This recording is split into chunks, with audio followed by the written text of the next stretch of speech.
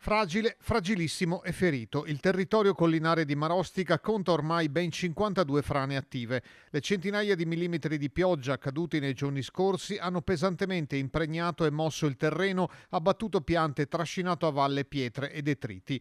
Le ruspe hanno già iniziato il lavoro di pulizia che servirà ad evitare ulteriori rischi in caso di nuove precipitazioni. Gli interventi proseguiranno in collaborazione tra Comune, Genio Civile, Servizi Forestali Regionali, Protezione Civile. Rimangono chiuse al traffico via Erta, via Boli, via Valeri, via Perozzi Filisedo, mentre via Dani, via Colpi Pivotti è aperta con impianto semaforico. Sono state riaperte via Foggiati, il Sentiero dei Carmini, via Cansignorio con l'accesso pedonale al Castello Superiore dove è aperta una mostra di disegni.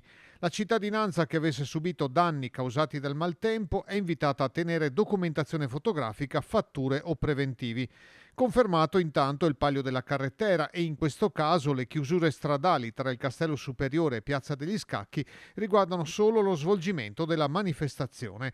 Resta l'incognita del maltempo in arrivo. Ogni goccia di pioggia in più in questa situazione è un pericolo.